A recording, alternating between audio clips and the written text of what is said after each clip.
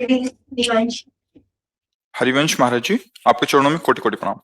महाराज जी, गुरु प्रदत्त मंत्र जप और अन्य विधियों द्वारा श्री जी की सेवा की ऊर्जा का संरक्षण कैसे करें? हमारे आसपास आसुरी प्रवृत्ति के व्यक्तियों द्वारा उस दिव्य ऊर्जा का हरण करने का प्रयास, सक्रिय प्रयास होता है। कभी कभी सफल भी हो जाते हैं। ऐसे में हम अपने जप की ऊर्जा की सुरक्षा कैसे करें? पहली बात तो भावना बदलिए। हमारा बाह्य कोई भी कुछ भी परमार्थ में विघ्न नहीं है। हमारी परमार्थ की संपत्ति का कोई अपहरण कर ले, ऐसा कोई पैदा ही नहीं हुआ है। कोई विकार ही ऐसा नहीं। क्यों? हमारी संपत्ति श्री कृष्णार्पण मस्तु भगवान की बैंक में है, भगवान को समर्पित। यदि ऐसा नहीं तो अभी भागवत नहीं हो आप। भागवत धर्म का सबसे पहला लक्षण है कि मन वचन कर्म से, स्वभाव से, संस्कार से जो जो करते हैं वो परम पुरुष नारायण को अर्पित करते हैं। जो भगवान को अर्पित कर दिया गया तो हमारी संपत्ति को कौन नष्ट कर सकता है? पहली बात। दूसरी बात यह कि बाहरी हम आसुरी प्रवृत्ति को क्यों देख रहे हैं? हम भागवतिक भाव क्यों नहीं देख रहे हैं? जड़ चेतन गुण दोष में विश्व कीन करतार, संत हंस गुण गाय पे परिहरि वारि विकार। जैसे दूध और पानी को मिला के रख दो तो हंस दूध पी लेगा, पानी छोड़ देगा। ऐसे ही भागवतिक पुरुष जो होते हैं वो दूसरे को दोषों का न दर्शन करते हैं न चिंतन करते हैं, उनमें भगवत भावना करते हैं, उनके सद्गुणों को स्वीकार कर लेते हैं। तो हमारे अंदर बाहरी लोगों का प्रभाव क्यों पड़े? हमारे अंदर जो प्रभाव पड़ता है हमारे अंदर छुपे हुए दोषों का पड़ता है। जैसे हम किसी में देख रहे हैं कि कामी पुरुष है, ये नीच पुरुष है, ये पापी पुरुष है, तो सत्य मानिएगा, भले आप पचा पाए ना पचा पाए, वो दोष हमारे अंदर है, तभी हमको दिखाई देता है। हाँ, अब हमको उनके अंदर बैठे हुए भगवान की आराधना करने का अवसर मिला है, तो यद्यपि वो दुष्ट स्वभाव के द्वारा अपने स्वरूप को न जानने के कारण सदैव वो क्रियान्वित हैं, आसुरी स्वभाव करते हैं, तो हम उनको भगवान की भावना से करके उनसे दूरी बना लेते हैं। जाके संग कुमति मति उपजय, करत भजन में भंग, तरजो रे मन हरि विमुखन को संग। दूर से जाके प्रिय न राम वैदेही, तजिए ताहि कोटि बैरिशम, यद्यपि परम शने ही। अंदर से तो हमारी आध्यात्मिक शक्ति को कौन खींच सकता है? काम, क्रोध, लोभ, मोह, मद, मत्सर, ये जो अंतर में बैठे हुए हैं, यही हमारी आध्यात्मिक शक्ति को, अगर कोई हमें गाली दे, हमारी निंदा करे, हमारा तिरस्कार करे, तो हमारी आध्यात्मिक शक्ति बढ़ती है। इस बात को ध्यान रखना। जब हमारा कोई सम्मान करता है, जब कोई हमारी बड़ाई करता है, तब हमारी आध्यात्मिक शक्ति क्षीण होती है। तो आसुरी प्रवृत्ति वाले तो हमारी संपत्ति को बढ़ाते हैं, कभी नष्ट ही नहीं कर सकते। किसका प्रश्न है? हाँ, तो आप उसको समझिएगा। आप क्या समझ रहे हैं कि कौन सा आपका आध्यात्मिक बल घसीटा जा रहा है? आप बोलिए।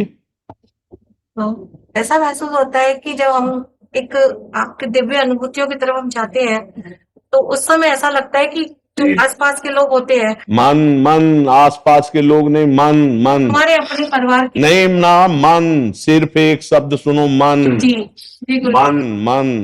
मन को अगर प्रभु में लगा दिया तो घसीट कौन रहा है? प्रभु में लगा नहीं, आपका मन धोखा दे रहा है, दूसरों पर दोष दर्शन हो रहा है। अगर मन प्रभु में लग जाए तो किसी भी स्थिति में, कहीं भी, कोई भी परिस्थिति हमारे अंदर प्रभाव नहीं डाल सकती। पक्का समझ लो। जो रहीम उत्तम प्रकृति का करि सकत कुसंग, चंदन विष व्यापत नहीं, लपटे रहत भुजंग। उत्तम प्रकृति सत्संग, सद भगवान, अगर नाम जब चल रहा है तो कोई भी कुसंग आपके ऊपर प्रभाव नहीं डालेगा। नाम जब आप छोड़कर कुसंग का संग करेंगे तो आप खुद गलती कर रहे हैं। आप भगवान के दिव्य नाम में, प्रभु की दिव्य लीलाओं में, प्रभु के रूप में, प्रभु की सेवा में मगन रहे। कौन परेशान कर रहा है? हम करें सब गाली बकने लगे, हम अंदर राधा राधा राधा राधा। कौन हमारा पतन कर सकता है? तभी पहला शब्द था, ऐसा कोई पैदा ही नहीं हुआ। सीम की चाप सके को तासु, बड़ रखवार रमापति जासु। भगवान के दास के दासत्व की शक्ति छीन ले, ऐसा को हमारी गलती होगी। हम काम में आकर्षित होंगे, क्रोध में आकर्षित होंगे, मोह में आकर्षित, तो हमारी, हमें कोई नहीं। क्रोध दिलाने की चेष्टा कर, हम क्रोध ही नहीं करेंगे। राधा राधा राधा राधा राधा, ऐसा नहीं। परिवार के जनों में भगवत भावना शुरू करो, तब आगे समाज में भगवत भावना होगी। भक्ति की कोई दिव्य शक्ति छीन नहीं सकता, उसकी दिव्य भावनाएं उसकी शक्ति हैं। सब में वही मेरा प्रीतम है। अब चाहे तुम गाली दो, चाहे हाथ जोड़ो, चाहे आप पीटो, हम मानेंगे यही कि आप मेरे प्रभु हो, पक्का। अब क्या बिगड़ने वाला है? जित देखो तित श्याम में। गलती हमारी, कमजोरी हमारी, चूंकि आप वैष्णव इसलिए ऐसा उत्तर दे रहे हैं। आप सावधान होइए। परदोष दर्शन, परदोष चिंतन, पर निंदा, ये साधक के लिए बहुत हानिकारक है, परमार्थ में आगे नहीं बढ़ने देगी। महापुरुषों की बातें हैं। नाम जप करो और सबको मन से प्रणाम करो, चाहे पति हो, चाहे पुत्र हो, चाहे परिवार हो। ये भगवत मार्ग में चलना है। सब में मेरा प्रभु विराजमान है। अलग अलग सेवा का अवसर है। पति को पत्नी के धर्म से, पुत्र को माँ के धर्म से, हम सबका धर्म से यथोचित पालन करेंगे, लेकिन सब में अपने प्रभु को देखेंगे। दोष और गुण संपूर्ण सृष्टि में है। शुद्ध स्वर्ण का आभूषण बन ही नहीं सकता, उसमें मिलावट की जाती है। ऐसे ही माया की मिलावट से ये रचना है, और इसी रचना में हम आसक्त हैं, इसीलिए हम दोषी हैं। हम अपने भाव को सुधारें, देहात्म भाव को कम करें, तो आपको दिखाई देगा सिया राम मैं सब जग जानी, करूं प्रणाम जोरी जुग पानी। कौन बचा कौन? वासुदेवाश्वरमित स महात्मा सुदुर्लभा। महात्मा एक पदवी है, स्थिति है। वो चाहे स्त्री हो, चाहे पुरुष, सब महात्मा, चाहे गृहस्थ हो, चाहे विरक्त, सब महात्मा जो उस महान से जुड़ गए, वो महात्मा हो गए। महान कौन है? अपना आत्मस्वरूप, अपने प्रभु, उससे जुड़िए। आपको स्त्री पुरुष थोड़ी है।